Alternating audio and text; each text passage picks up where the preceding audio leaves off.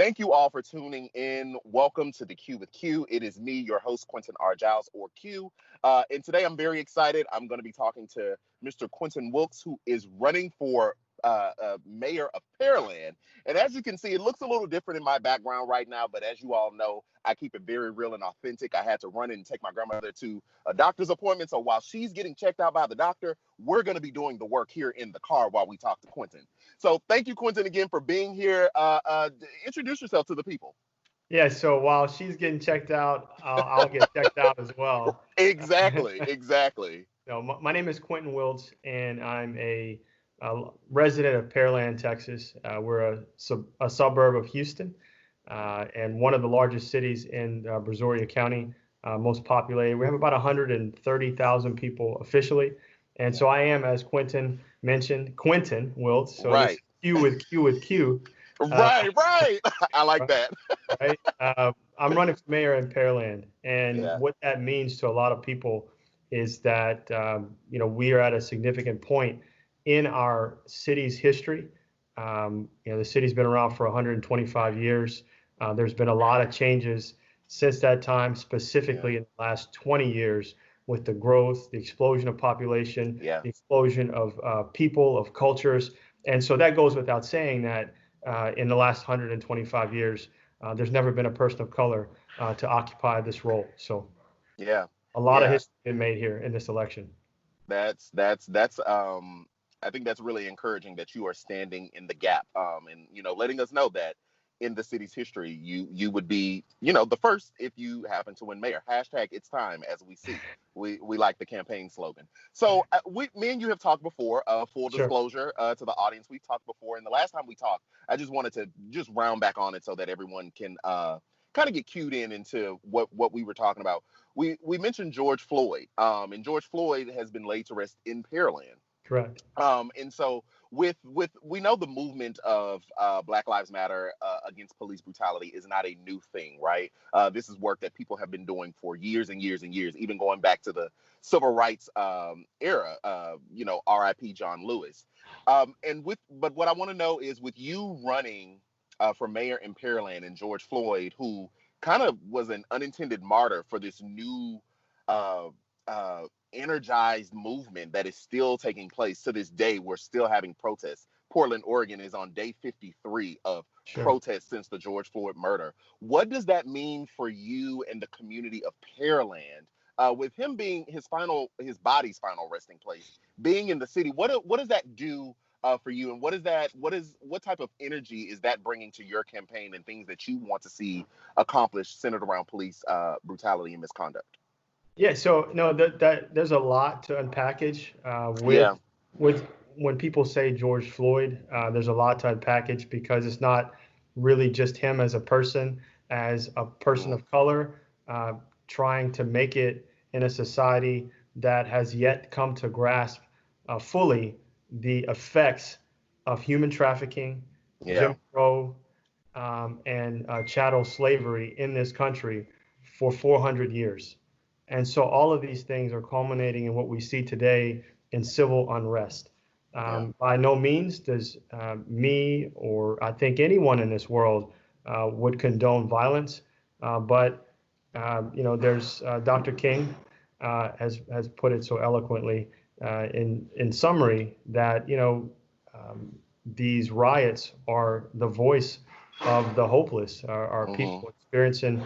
And in some ways, I think it's unfair for people who react in an other than nonviolent way to be characterized as villains or people who are cruel, because this country was founded on violence and a violent revolt against tyrannical oppression.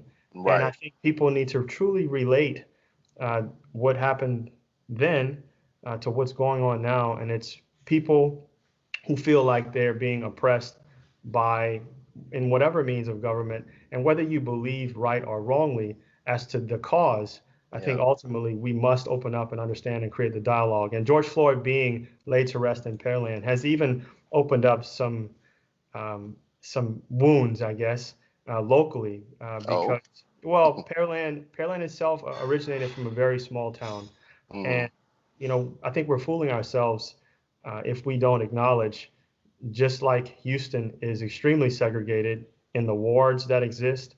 And if you don't Yeah. know that, definitely do the history. Yeah. Uh, of Freedman's Town and the things that exist that continue to perpetuate now. We now have geographic almost separation and segregation in our school systems. I mean, you cross Beltway 8, and there's an abundance of economic opportunity here in Pearland, Hmm. which is what we're trying to work for. And you see it in our school systems. It's why people continue to move here to put their kids in a good quality education, a good, Right. a good safe environment. Not to say that other places aren't safe, but Pearland is consistently ranked one of the safest places to live. Hmm. So we have all these dynamics. So what every person experiences everywhere can't be summarized as a whole to what each individual experiences in every part of the neighborhood. So what they're experiencing Right. in Brooklyn, I'm fortunate as a parent, as a husband, and brother, Yeah. that we don't experience these things here in Pearland. That's not to say that they could not and would not happen, but it stems from building relationships with people and being comfortable with people who Hmm. don't look like you, who don't pray like you, who don't speak like you. And when Hmm. you come up in those situations, you begin to know people. And the fears that I think a lot of what we see exist are done away with. And so that's what has come to this campaign immediately after the things started to come up. What I did personally, was reach out to the Brazoria County NAACP, and rather than protest in the streets, I'm a person of faith. I'm a man of faith. I teach my children to Hmm. be young men who to trust in God. And so collectively, we brought all faiths together: Catholic, Christian, Muslim. We brought police officers together. We brought active groups like the Houston Area Urban League, Brazoria Hmm. County ACP, Constable's Office, Chief of Police for Pearland, and residents and anyone else who wanted to join us. And we collectively got together to stand in prayer, to pray for not only our nation, but our law enforcement officers, the people who are being persecuted, the people who are protesting, and to pray for this nation, our city, and Yeah. our community. And I think it's really that's the leadership that I hope to bring in Pearland, is to bring people together, to come together, to understand, and not say, when people tell me that they're colorblind, uh, Hmm. oh, I don't expect you to be colorblind. I want you to see my color, to see that I'm different, but to Right. not treat me any differently, and to not deny me Then you out would. because of that color. So Right. Let that's what me it's about. let me push you on something. And I want to go back. Martin Luther King said, the riots is the language of the unheard, and you Sure. kind of referenced that. Um, and so I think, me personally, I think it is a little unfair. Well, it's a lot of unfair to lump protesters and rioters in together. But I always try to look at the cause. The effect is important to study and figure out, but we have to go to the cause, right? And so with us talking about Pearland, you also mentioned that you're fortunate enough that what's happening in Portland is not happening in Pearland. Right. Um, I would put on the floor that I've talked to several people who have not had the best experience with the Pearland Police.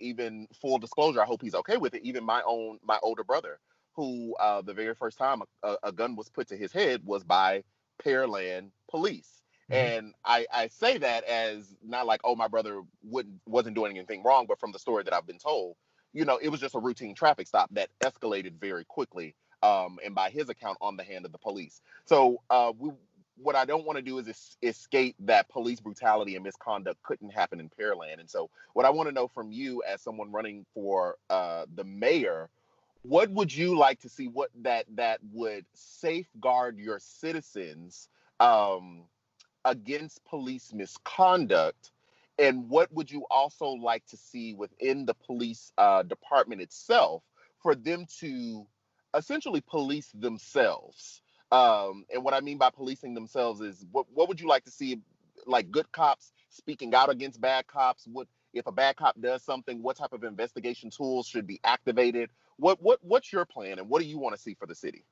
No, and I think all of those are grounded those are really good questions, Hmm.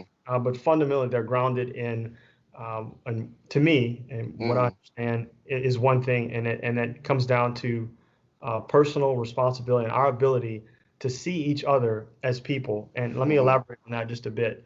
So what people tend to do is to associate a cop as being a person, and that's not the case. A cop is a profession. It's a job that people we empower people Yeah. to uphold, and we give them so much responsibility to enforce laws and uphold the laws.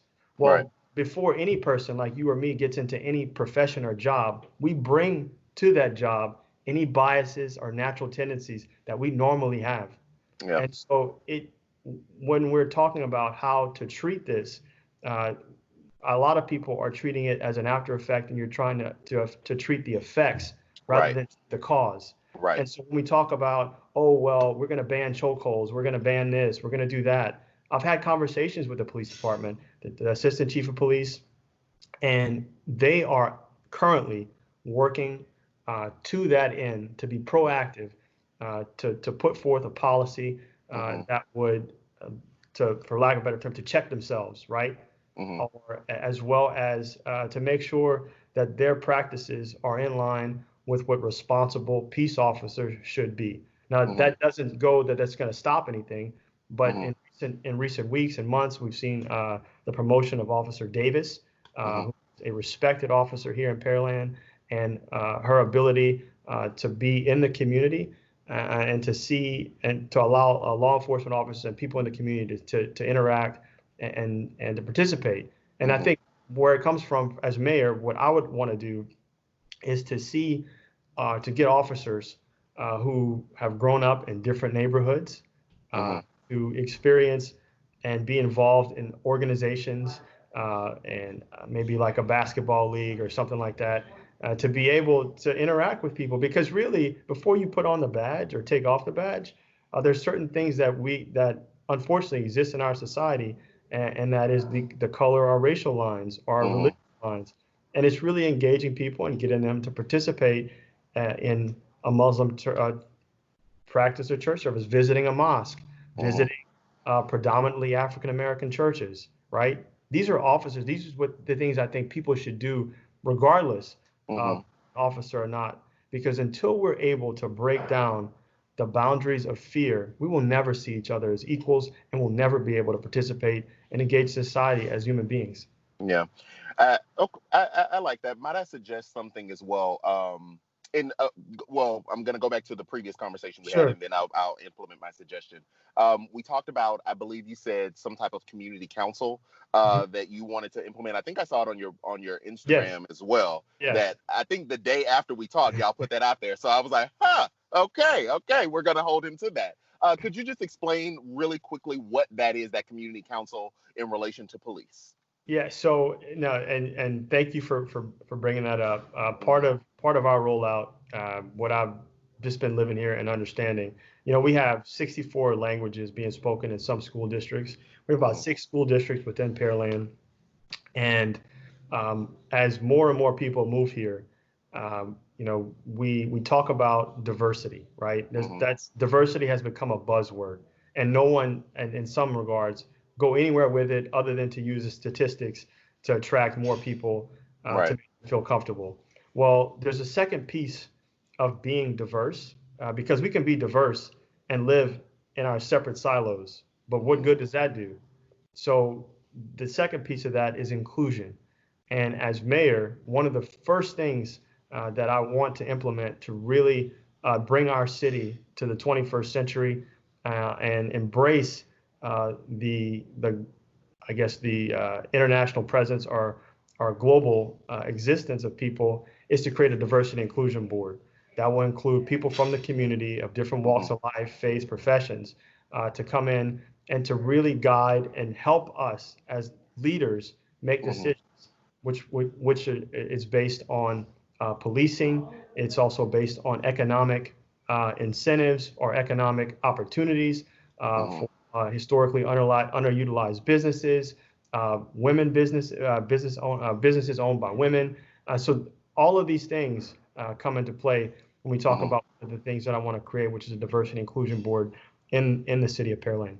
hmm And with that diversity inclusion board, I heard a lot of different things that the board would essentially assist with. I think when we were talking, well, I know when we were talking, we were mainly talking about police oversight or police interaction with the Absolutely. community. And so I just want to drill down a little bit on that. If this board is implemented, so Houston has done something similar, but it's not as broad as what you're talking about. It's really focused specifically on police interaction in the community. You know, HPD is going through some things right now. Well, no, the community is going through some things with HPD. Let me say Yeah. that. Okay. But a lot of criticism that board has received is that the board really doesn't have any power. Hmm. There is no subpoena power. There is no recommendations are recommendations, right? Sure. They're and they can be listened to or they cannot be listened to. And so a lot of people are complaining that they feel like that board really doesn't have teeth, and that it's more performative than anything else. Hmm. So what I want to ask about, and we'll move on from police after this question, um, with ensuring that the citizens of Pearland, because I'm in Pearland, so us in Pearland Hmm.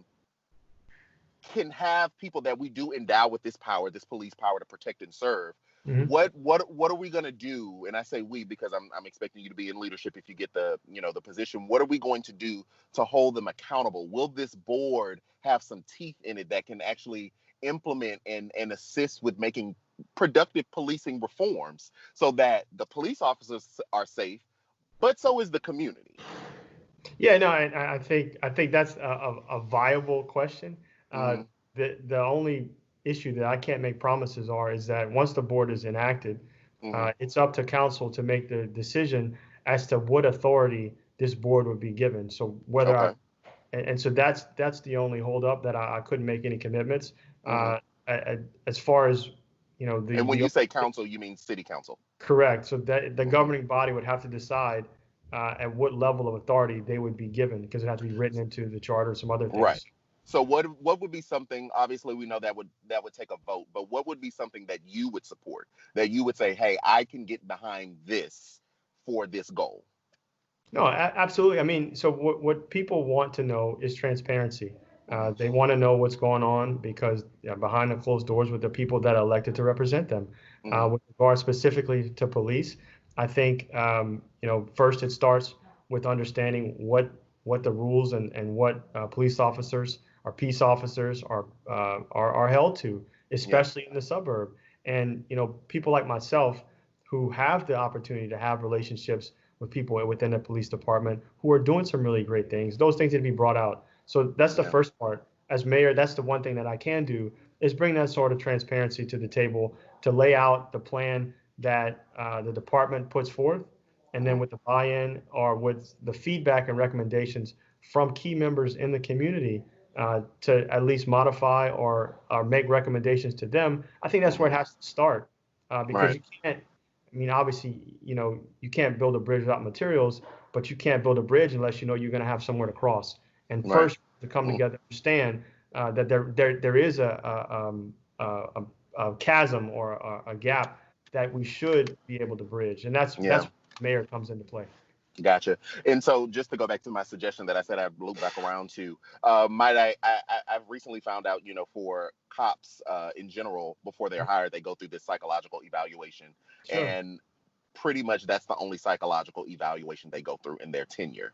And so, I would suggest that may need to happen twice a year. We might need to find that in the budget, because we can't deny that being in this profession, there are a lot of risks to this. And Sure. if anybody that knows me, I'm not one to defend the cops like that. But I can identify that there are risks in this profession. And so time and time again, after you have traumatic experiences, I'm coming from a social worker perspective, since that's what my undergrad and master's is in. When we continue to have these traumatic experiences along with our preconceived notions and our biases, that creates a dangerous situation for a person that has been endued or endowed with power and has a gun, technically a license to kill, if you will. And so the psychological evaluations that they go through upon employment, that might be something that we need to look at twice a year to unpack to see where they are, because we don't want to send a mad person on the street with a shield, and we never know it.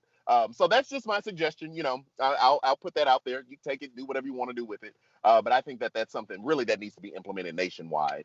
And so I'd like to press on. You talk about economic opportunities in Pearland, and Pearland is one of economic opportunity. Now it's interesting because on one side of Brazoria County, it looks old and dusty, and then the closer you get to 288, it's new and it's fresh, and all those things. So what is the plan to really expand what's happening along that 288, 518? Oh, thank you for the construction that we'll get some more lanes. But what is the plan to expand what's happening around 288, 518 to the rest of Pearland, which is in Brazoria County? Yeah, no, and so I know some people, you travel across Pearland. Pearland is Mm-hmm. as opposed to wide, and so a lot of it revolves around Broadway or 518 because Yes. it crosses the entire city. And Yeah. when you move from one area to the other, you see a lot of rapid growth, a lot of new development as you go into the Old Town site, which I like to Mm-hmm. dub as the historic district.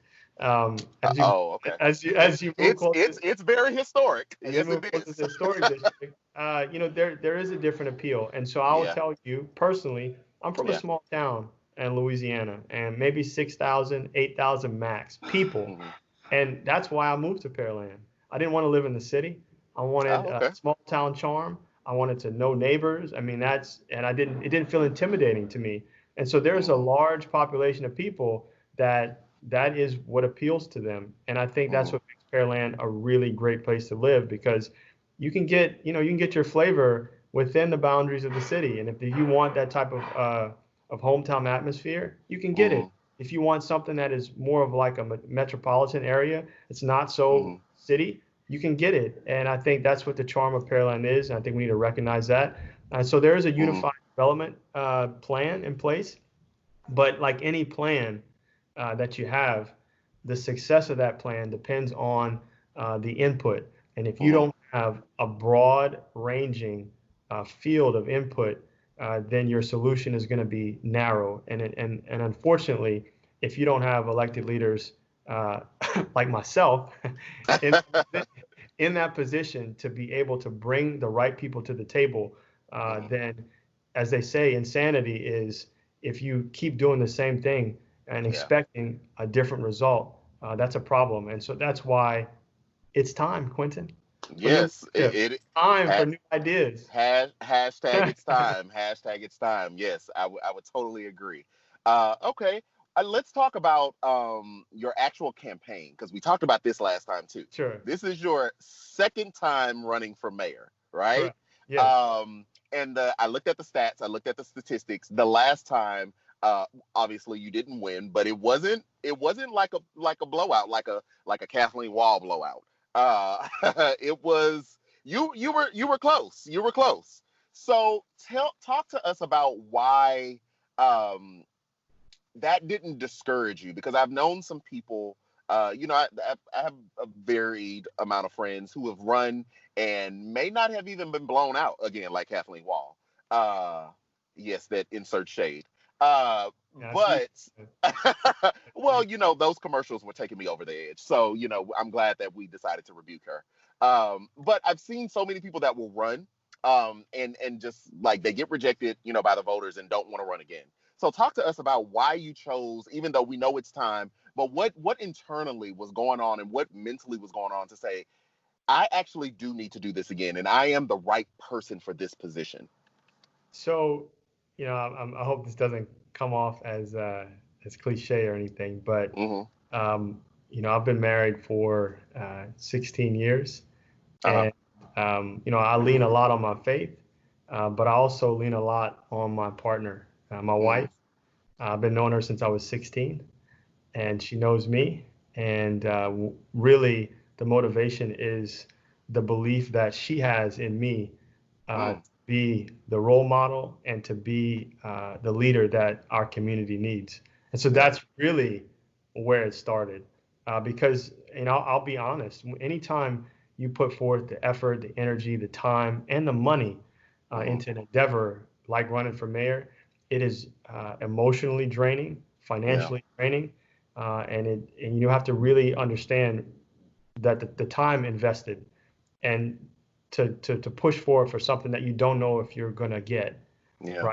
right? So it really took a toll as far as those things. I mean, I'm still here standing, but a lot of that is a testament to our relationship and Hmm. how much she believes that I can be a voice for this community, to better this community, to bring us Yeah. where we need to be. So that's part of it. And the other part is that, I came really close. Uh, Yeah. You did. I came really close. And so Yeah. before the runoff, it was about, this, keep in mind, I ran against not just a man, but an institution. He's been here for Hmm. 30 years Yeah. and he's done some really good things. And part of my motivation in doing that was not to disrespect him in any way, was not to try to pull detractors. Hmm. But it really, I think, was a point in time in our community where Pearland has changed. And it was Yeah. just, I was also inspired by some of the people who believed in me outside of my personal relationship with people in the community that said, we believed in him, but it's time. It's time for Yeah. him to pass it on, to move on, Yeah. to the next, to give that to the opportunities to the next generation. So that's where all the motivation came from, and a huge support system here at home, Yeah. starting with my queen. So Yo, boo. Yeah, and that let me say this. That doesn't sound cliche at all. That sounds to me. I don't know how the viewers are taking, but that sounds beautiful. I'm all here for the marriage. Shout out to the queen at home. So we need your backbone right there. Protect her at all costs. Uh, okay, great. So tell us something. We're gonna round out here. Sure. So tell us something. You have two sons. Are they both teenagers or just one? Uh, One is 15 and one is 12. So on the Okay, cusp. on the cusp, on the cusp. So you're raising two. I know you said a person of color. My viewers know I'm not really a fan of person of color. I like to specifically identify people. I do. I just feel like Yeah, when we say people of color, I understand the movement and what we're trying to do, sure. but I feel like it diminishes each one of our experiences. And like you Yeah. said earlier, like I want you to see me. I'm black. I'm real Yeah. black with black hair. And that's okay, and I like it. So I am a black male. Yeah. But so you are raising two black sons. Sure. Uh, what do you tell them about the world? Whether that be involvement in police, uh, education, just living, finding their potential queen one day. What's some impartation that you're giving to your sons as you're developing and growing them up? So I can tell you that has evolved over time, and Yeah. the I'll have to get with you on the black versus color another Uh-huh. time. That is a deeper, That totally is a deeper different conversation. It discussion, is. because Yeah. you have to realize I'm coming from Louisiana, and it is a different ball game in Yeah. Louisiana with that. So in Texas, it's a little bit different. I've learned to navigate a little bit differently, but with my Hmm. sons, it's evolved. There was a time where I really tried to raise them and to Yeah. not have them not identify as black or brown or whatever. Just, hey, I'm Hmm. an American here, right? And that was the motivation. But in light of everything that's going on, Hmm. we can't escape. We just can't escape our history.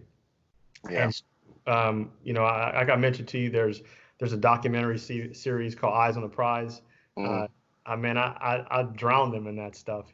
Yeah. Just tried to have them fully encapsulated on the history of the movement in the 50s and the 60s, and try to educate them as to where we as former Yeah. property came Yes. from, and why the experiences of those people, of enslaved people, human trafficking, and Hmm. economic consequences of that in our society, how that relates to where we are today. So these experiences, and the fact that they're older and be able to mentally understand that Yeah. when we talk, and then it's completely changed.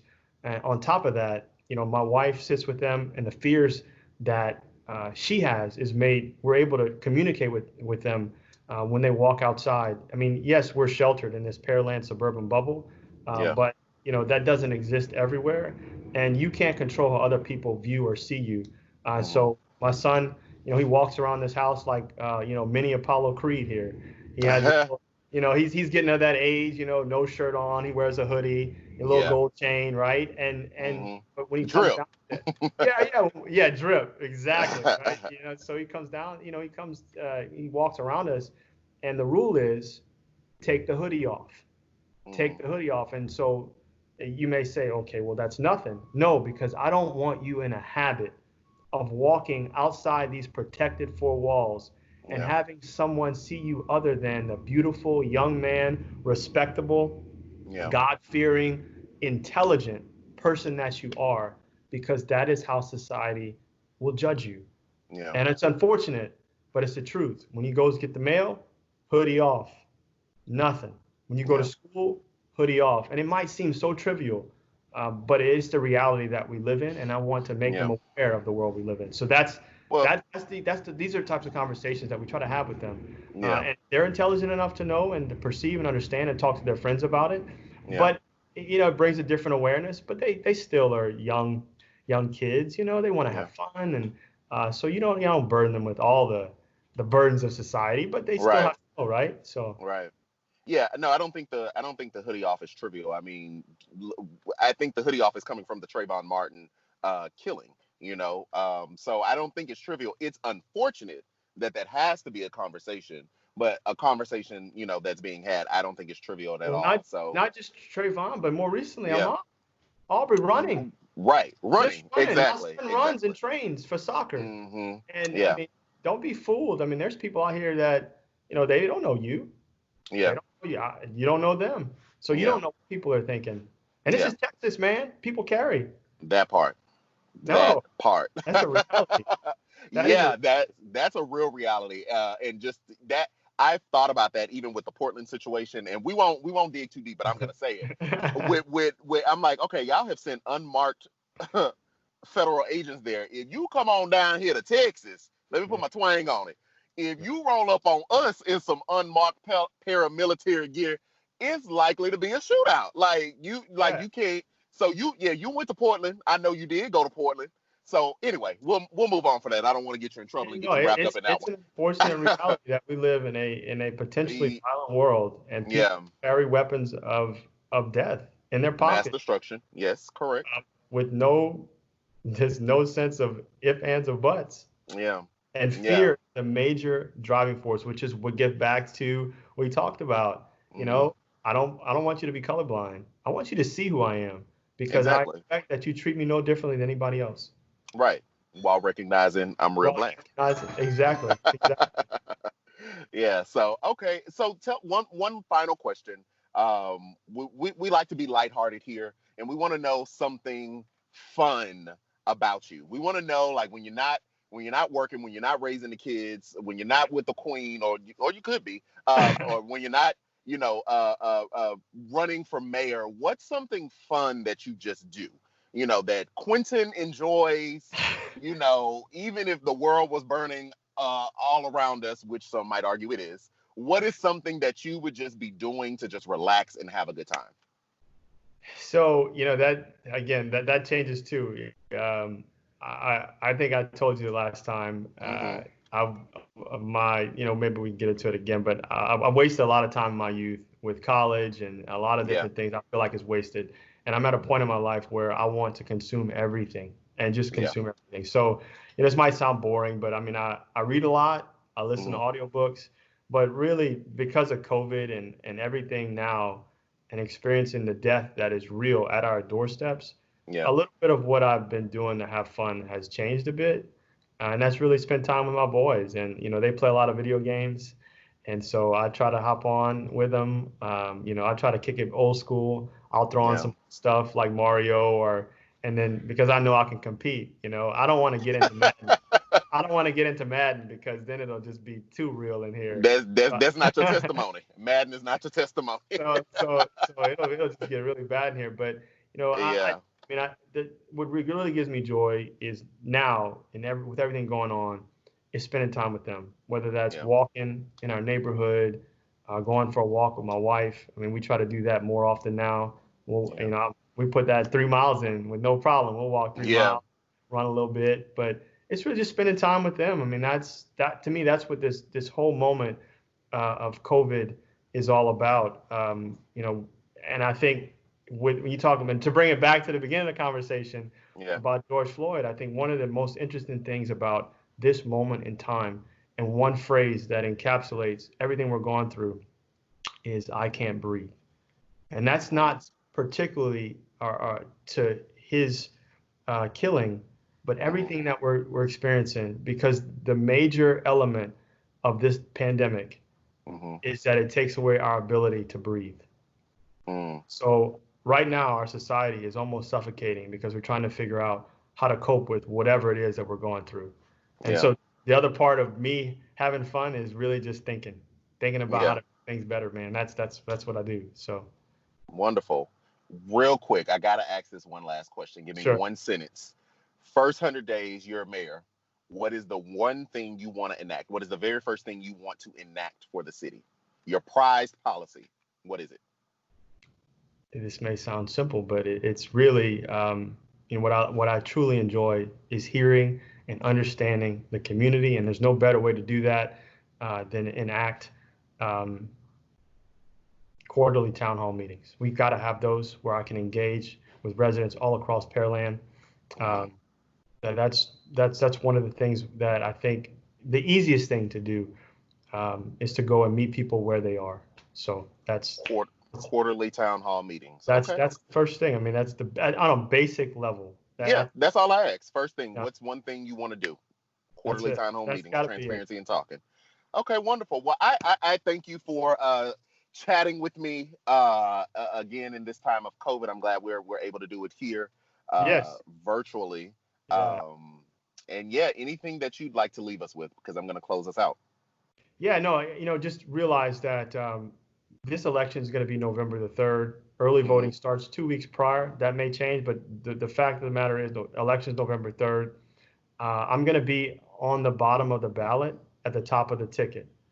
Because of all the other races that are going on, I'm going to be there. And so what I really want people to realize is that no matter who you're voting for at the top of the ticket, that every single vote for every single position matters, and nothing matters is more important than the people who make decisions about your lives on a very local level. These are the people that you can go and talk to them. You'll see them in the grocery store. You'll see them out in the gym when we go back to them.